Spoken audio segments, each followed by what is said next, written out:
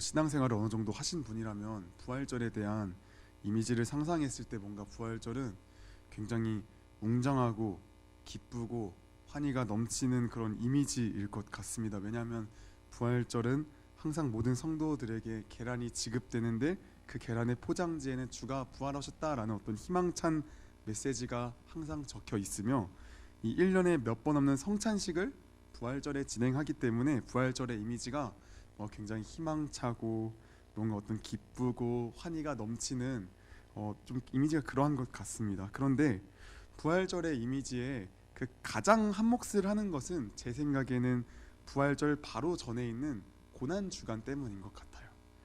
부활절의 이미지와 고난 주간의 이미지가 너무 상반되기 때문에 부활절의 어떤 밝은 이미지를 더욱 부각시켜주는 것 같습니다. 고난 주간의 분위기가 어떻죠 보통? 우리가 신앙 고백할 때 예수님이 하나님 우편에 앉아 계시다라고 우리가 고백을 하는데 고난 주간만큼은 진짜 분위기가 예수님이 진짜 돌아가신 것 같아요. 정말 잠깐 돌아가신 것 같은 그런 분위기여서 이 정도 분위기면 예수님도 고난 주간만큼은 좀 눈치를 채시고 무덤에 잠깐 들어가시는 모습 정도는 보여주셔야 상호간의 예의가 뭔가 될 것 같은 어떤 그런 분위기가 형성이 되어집니다. 네.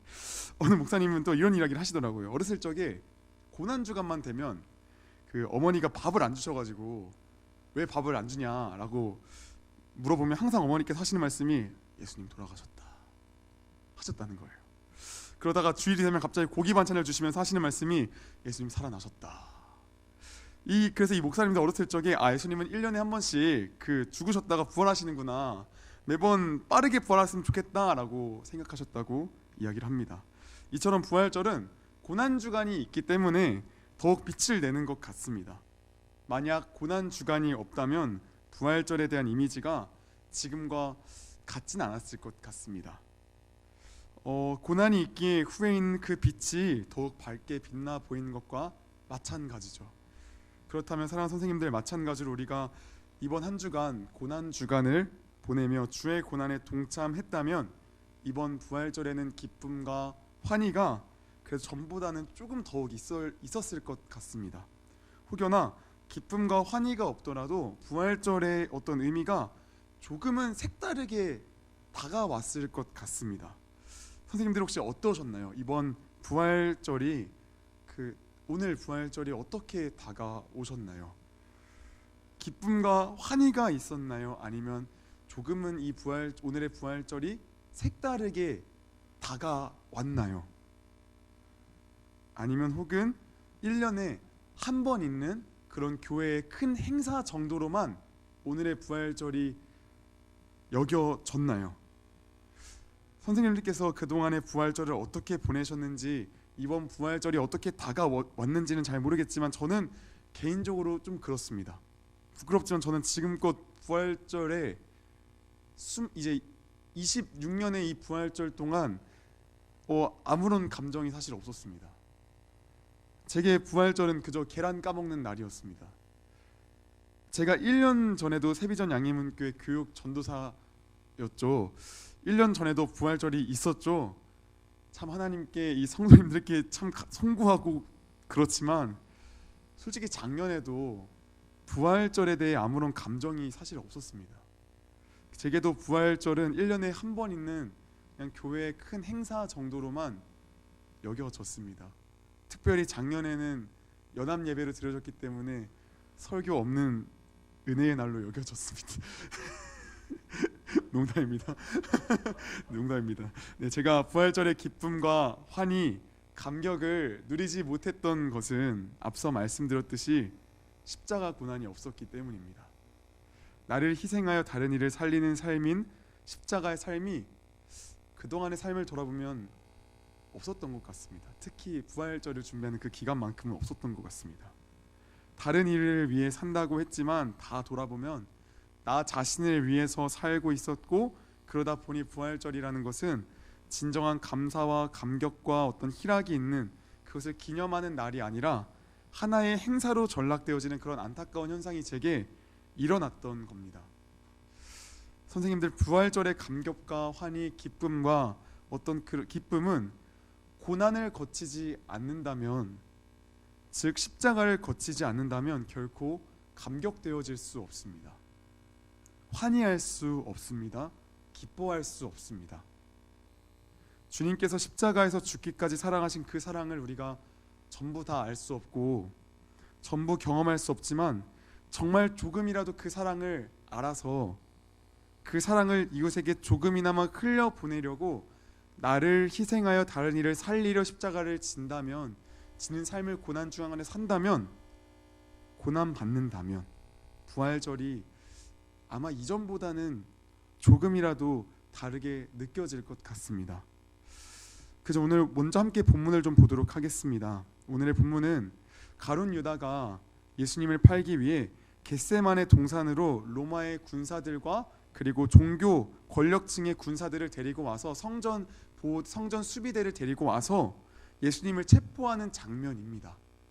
그런데 본문을 유심히 살펴보시면 예수님 그리고 가룟 유다와 이 베드로가 한 쌍으로 묶여서 대비가 되어지는 것을 우리가 살펴볼 수 있습니다. 어떻게 대비가 되어지냐면 먼저 3절을 보시면은 가룟 유다와 무리들은 예수님을 체포하기 위해 등과 횃불과 무기를 가지고 옵니다. 왜 병사들이 무기를 가지고 온 걸까요?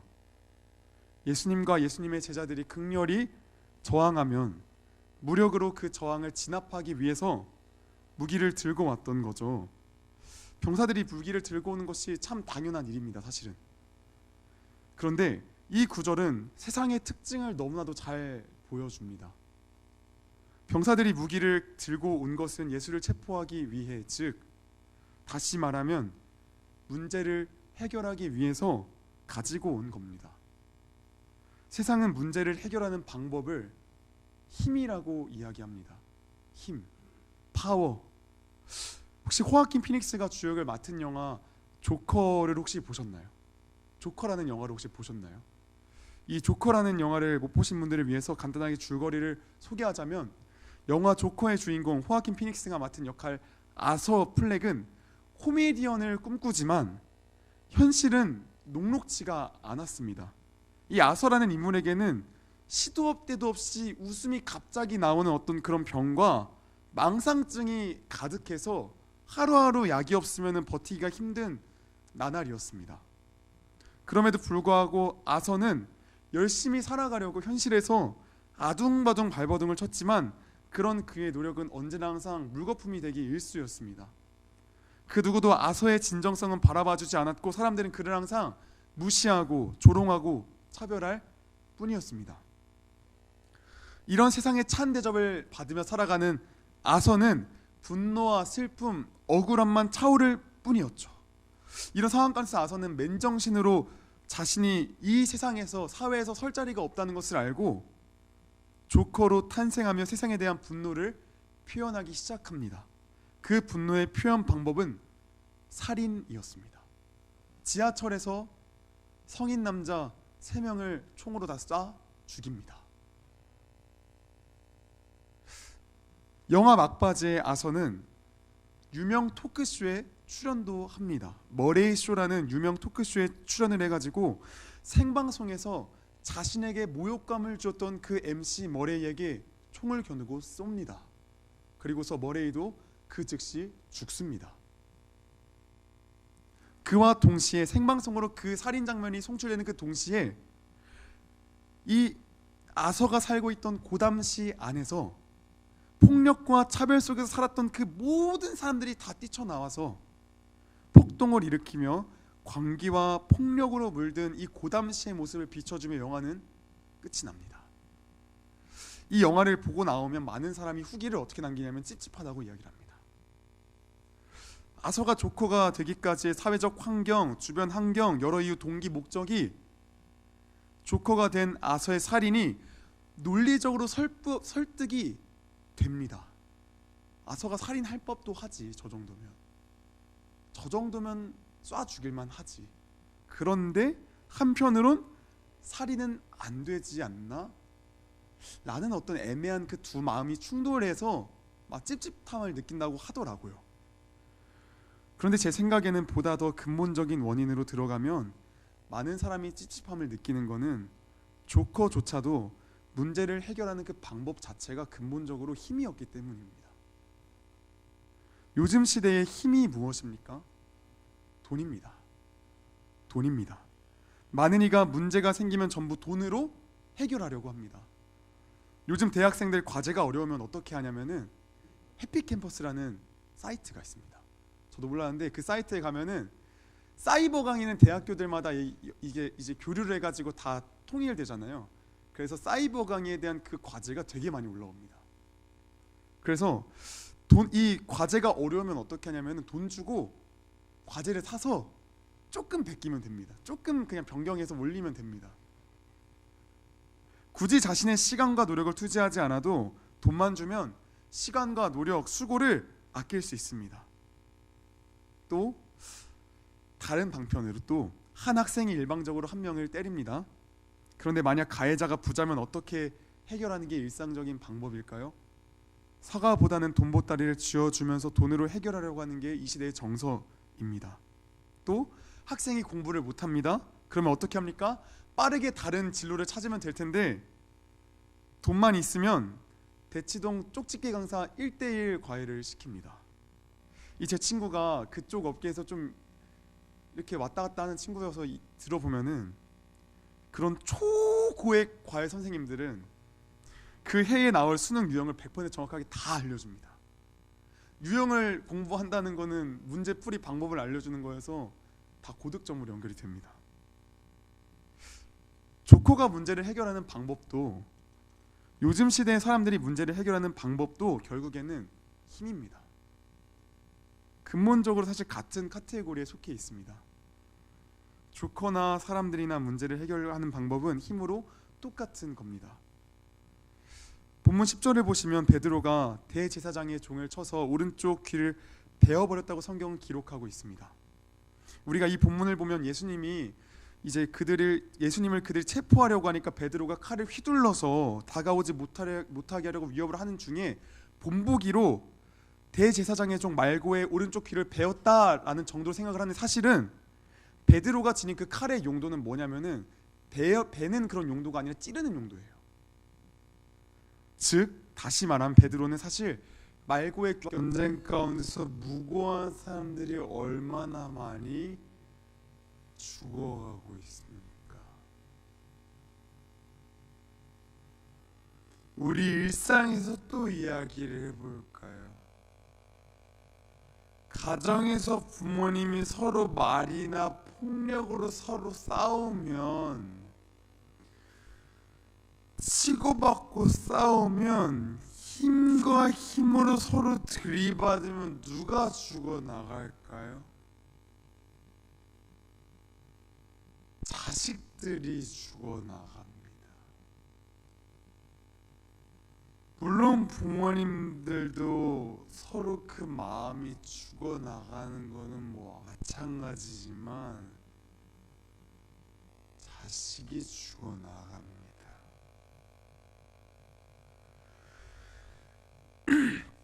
선생님들 질문 드립니다. 그렇다면 왜 세상은 힘으로 모든 것을 다 해결하려고 하는 걸까요?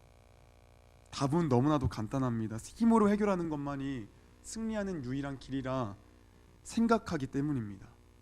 그래서 세상 사람들은 계속해서 쌓고 또 쌓으려는 겁니다. 왜요? 승리해야 하니까요. 이겨야 하니까요. 지게 되면 어떻게 될까요? 지게 되면 저번 주에 말씀드렸다시피 죽음이 오는 겁니다. 돈과 관계, 명예, 자존심, 그 모든 것들의 죽음이 오는 겁니다. 지게 되면 사람은 그 죽음이 너무 두려워서 무조건 힘으로 그 문제를 해결하고 승리하려는 겁니다. 그런데 오늘의 본문에서 가룟 유다 그 무리들 그리고 베드로가 힘으로 그 문제들을 해결하려고 할 때 정작 체포당하시는 그 예수님은 어떤 행동을 취하시죠? 5절을 보시면 이렇게 기록이 되어 있습니다. 내가 그니라. 이것이 무슨 뜻이죠? 너희가 나를 잡으러 온 것이 아니냐? 내가 나사렛 예수니까 얼른 잡아가라. 얼른 잡아가라. 이건 사실 상식적으로 납득이 되지 않는 행동이죠. 예수님이 능력이 없으니까 뭐가 없습니까? 본문 6절을 보시면 예수님은 능력이 있으신 분이세요. 내가 그니라 할 때 군사들이 다 엎드려서 쓰러져요. 능력이 있으신 분입니다. 사람들이 가지려고 하는 그 세상적인 힘이 누구보다 강하신 분이 예수님이세요. 그런데 예수님은 가룟 유다와 베드로와 같이 문제를 해결하기보다는 그 힘을 사용하지 않으시고 어떻게 하시죠? 오히려 본문 11절 말씀을 보시면 아버지께서 주신 잔을 내가 마시지 아니하겠느냐 라고 말씀하십니다. 이 말씀이 무슨 뜻이죠? 십자가의 길을 가시겠다는 거죠. 십자가가 무엇입니까? 죄인된 인간을 구원할 유일한 방도입니다. 나를 죽여 너희를 살리겠다는 하나님 아버지의 사랑입니다. 사랑. 예수님은 지금 힘으로 자신을 제압하려는 이들에게 어떠한 힘으로도 대적하지 않으시고 십자가의 길, 사랑의 길로 나아가려는 겁니다. 세상에서는 힘의 논리가 절대적이죠. 이 세상에서 힘으로 안 되는 것은 없습니다. 그래서 무기를 들고 나옵니다. 무기를 들고 저항합니다. 그런데 예수님은 무엇으로 나아가십니까? 무엇으로 저항하십니까? 십자가의 길, 즉 다시 말해서 사랑으로 나아가십니다. 사랑으로 저항하십니다. 사랑은 처음에 지는 것 같았습니다. 힘에 의해 굴복당하고 처참하게 지는 것 같았습니다. 예수님께서 십자가에 못 박히심으로 죽으셨을 때 사단들은 자신들이 승리한 줄 알았습니다. 그런데 패배한 것만 같던 그 사랑이 어떻게 되었습니까? 결국 승리하였습니다. 예수님께서 부활하사 사단의 것을 깨부숨으로 그 사랑이 완전히 승리하였습니다. 그래서 사랑은 결국 승리합니다. 그런데 여기부터가 사실 본론입니다. 지금까지는 다 아는 내용이시죠. 사랑은 결국 승리하는데 이 세상을 살아가면서 우리가 정말 사랑이 승리함을 확신합니까? 확신하시나요? 자, 이번 한 주 고난 주간을 살아가면서 정말 저한테는 고난이었습니다. 제가 금요일날 밤에 혼자 방에서 주님, 사랑이 정말 승리하는 게 맞습니까? 정말 사랑이 승리하는 게 맞습니까? 하면서 펑펑 울었습니다. 정말 사랑이 승리합니까? 아닌 것 같아요. 제가 왜 그랬냐면 세 가지 좀 이유가 있었습니다. 첫 번째, 더 행복 교실하는 그 과정 가운데서 사실 뭐 첫 번째는 강하진 않습니다. 그냥 아이들을 보는데 제가 너무 연약해서 이 아이들 참 사랑해야 되는데 사랑이 안 되는구나 라는 처음에 그걸 좀 느꼈습니다. 사실 여기까지는 뭐 사실 암시랑 안 했습니다. 괜찮았습니다. 그래, 언젠가 이 아이들도 변하겠지, 아직 어리잖아, 변하겠지. 괜찮았습니다. 그런데 금요일날 사건이 터졌습니다. 제가 금요일날 어머니랑 좀 일이 있어가지고 시골로 내려갔다 잠시 왔거든요. 그런데 시골 내려갈 때 잠시 외할머니 댁에 들렸습니다. 저희 외할머니가 신앙이 굉장히 좋으신 분입니다. 어렸을 때 저희 외할아버지께서 사업이 굉장히 번창해서 그 운수업을 하셨거든요. 그래서 어느 정도였냐면은 그 집에 머슴이 있었습니다. 저희 외할아버지 댁에 굉장히 부자셨는데 보증을 잘못 셔가지고 쫄딱 망해버렸습니다. 그래서 저희 외할아버지께서 이 바람을 대놓고 피셔가지고 저희 외할머니께서는 저희 부도난 가정을 저희 어머니와 저희 어머니의 이제 남매 이제 그 오빠 동생들을 키우시기 위해서 일을 하셨고 저희 어머니는 이제 거기서 이제 자랐습니다. 계모 밑에서 자랐습니다. 쉽게 말하면 저희 외할머니께서는 외할아버지가 바람 피시고 나중에 중풍으로 쓰러졌거든요. 그래서 한 20년 동안 중풍으로 앓다가 돌아가시고 지금은 예수 믿고 천국 가셨는데 저희 외할머니는 바람 피고 돌아오신 그 외할아버지조차도 받아주시고 사랑하셨습니다.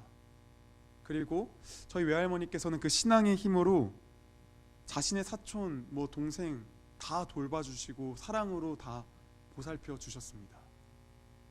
그런데 이번 제가 외할머니께 갔을 때 외할머니께서 막 이런저런 이야기를 하시는데 요즘에 되게 막 안 좋은 이야기를 많이 하세요. 나이가 이제 90이 다 되시다 보니까 신앙도 많이 이렇게 많이 막 어려우시고 힘드신 것 같아요.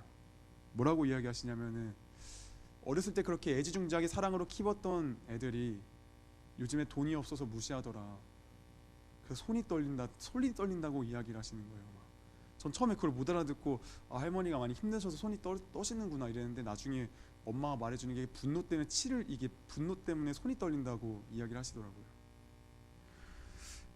저희 할머니께서 몇십 년간의 사랑으로 그렇게 케어했습니다, 친척들을.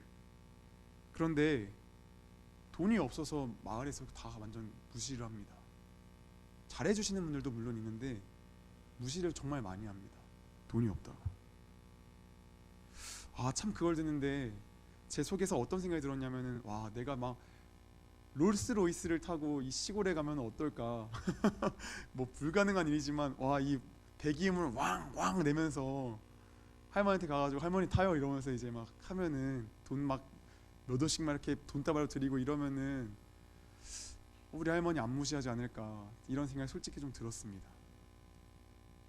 저희 할머니 연세가 이제 90이신데 길어야 이제 10년이실 텐데 천국 가실 텐데 하나님 사랑이 정말 이게 이기는 걸까요? 이게 현실은 너무 아프지 않나요? 이거는 좀 저희 할머니 손 떠시는 거 보는데 너무 마음이 아프더라고요, 진짜.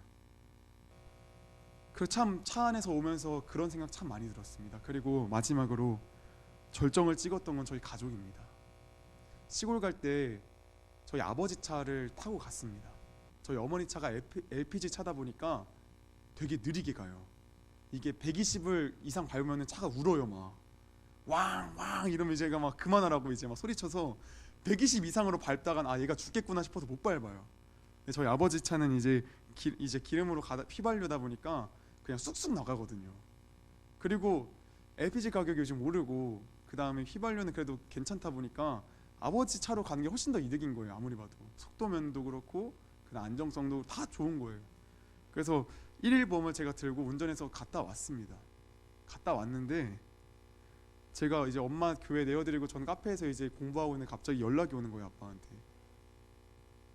어디냐 이래가지고 나 여긴데, 야 네 엄마 내 차 끌고 왔냐 이러시는 거예요. 내가 끌고 가자 했는데 이러니까 아빠가 아휴 진짜 네 엄마는 제가 거기서 진짜 왜 그럴까. 또 다음날 아버지가 이제 가족 때부터 시골 또 가셔야 되거든요, 또 다음날에. 근데 짐을 못 실는다고 화가 나신 거예요. 짐 미리 실어놓고 자려야 했는데 못 실는다고 그것 때문에 화가 나셔가지고 빨리 들어오라는 거예요, 빨리.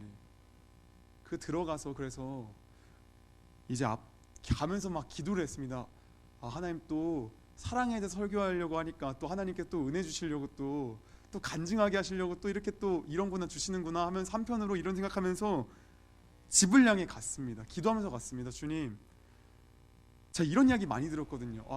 집문 잡고 딱 열었는데 순간 그 계모가 너무 막 그 사랑스러워서 막 이렇게 눈물 피얹고 막 서로 화해했다 뭐 이런 이야기 많이 들었거든요.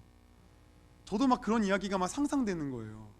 내가 막 집문 붙잡고 기도하고 들어가서 아빠의 어떤 막 그 내면의 아픔을 보고 서로 끌어안고 막 아빠가 줄 영접했다 막 이런 그런 막 생각들이 막 나면서 막 뭔가 막 그런 거예요.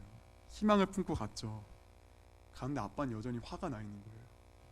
가서 아빠를 불러서 잠시 대화를 했습니다. 아빠 왜 화났어? 네 엄마가 내 차 끊는 게 난 너무 싫다. 왜? 근데 들을 때 다 이유들이 터무니없는 이야기들이었습니다. 난 네 엄마가 딴 건 다 좋은데 교회 갈 때 내 차 쓰는 건 난 정말 싫다. 핍박이죠. 영적인 싸움이죠. 저희 어머니가 아버지랑 결혼하시고 이제 20년이 넘으셨는데 20년 훨씬 넘으셨는데 30년을 이제 향해 30년 조금 넘으실 텐데 응답받고 가신 거라고 하시거든요, 저희 어머니는. 그런데 여전히 아빠는 믿지 않습니다. 그때 저한테 이렇게 이야기했어요. 네 엄마 적어도 우리 집안이 불교면은 적어도 절 한번 해야 되지 않냐. 근데 네 엄마 절 한 번이라도 한 적 있냐. 저희 어머니는 신앙 지키셨거든요. 친척들한테 욕을 먹는 그 가정 가운데서도 절 안 하시겠다고 신앙을 지키셨거든요. 사랑했거든요. 아버지께서 폭언을 부으실 때도 저희 엄마 교회 못 갈까 봐 참으셨거든요. 예배 드려야 된다고 참으셨거든요. 교회 못 가게 할까 봐. 그 사랑으로 다 참으셨는데 주님 이게 뭐죠? 차 한 번 탔다고 이게 그렇게 잘못인 건가요? 가족끼리 차 그냥 한 번 아빠 차 탄 거 가지고 이게 그렇게 욕먹을 짓인가요?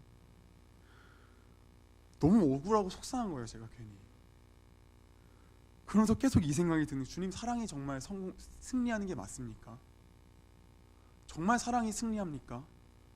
제가 봤을 때 승리하는 게 아닌 것 같아 보이는데 이게 정말 승리하는 게 맞습니까? 라고 보이는 거예요. 참 그랬습니다.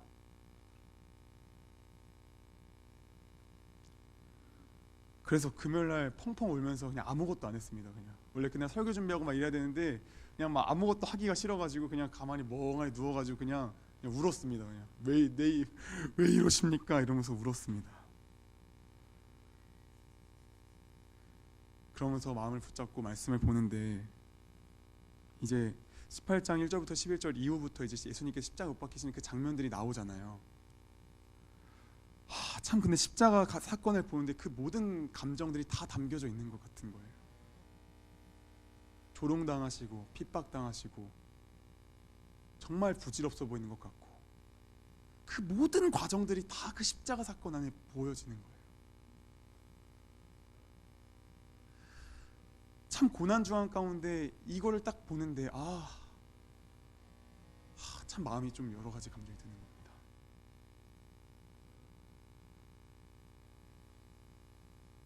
사랑은 보이지가 않아서 너무 힘든 것 같습니다.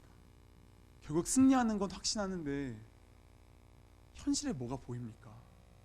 사실 사람들이 힘으로 누리려고 하는 이유 중 가장 큰 하나도 사실 힘으로 누리면 바로 결과값이 바로 나오잖아요. 그죠? 근데 사랑으로 하면은 결과값이 바로 나옵니까? 죽어도 안 나올 때가 있을 것 같은 거예요. 저희 외할머니 결국 인정 한번 못 받다가 그냥 돌아가실 것 같은 거예요. 그런 우리가 결국 승리하는 그 사랑이, 참을 수 있는 그 사랑이 두 가지인 것 같습니다. 우리에겐 천국 소망이 있습니다. 지금 이 땅에서 이기는 거 없는 것 같을지언정 결과적으로 최후 승리가 있습니다. 천국에 대한 소망이 있습니다. 그 천국 소망이 있기 때문에 오늘 하루 사랑할 수 있습니다. 오늘 하루 사랑함으로 참아낼 수 있습니다. 두 번째입니다. 나를 보면 알 수 있죠. 참 날마다 꼴통짓 하는 게 나의 삶인데 그럼에도 불구하고 주님의 열심으로 인하여서 우리가 지금 이렇게 살아가고 있습니다. 주님께서 우리를 끝까지 사랑하시고 결국 그 천국까지 데려가시는 그 확신. 그래서 결국 사랑은 승리합니다. 지금도 나를 사랑하시는 주님의 사랑, 주님의 열심, 결국 가게 되는 천국, 이 모든 것들이 무엇입니까? 부활의 은혜가 있기 때문에 가능합니다. 부활하셨기 때문에 사랑은 결국 승리합니다. 부활하시지 않았다면 불가능했겠지만 부활하셨기 때문에 사랑은 결국 승리합니다. 우리는 결국 그 자리로 가게 됩니다. 사실 내가 무언가를 해서 주님께서 영광 받으시는 것은 아니죠. 감사해서 나아가는 겁니다. 날마다 현실을 살아감에 있어서 날마다 고난주가 아니고 날마다 부활절이기를 소망합니다. 잠깐 1년에 이 기간도 집중하는 게 너무 귀하고 감사하지만 날마다의 우리의 인생이 고난이고 부활이기를 원합니다. 고난 없이 부활이 어떻게 있을 수 있겠습니까? 십자가 없이, 죽음 없이 어떻게 부활이 있을 수 있겠습니까? 죽어야 부활이 있습니다.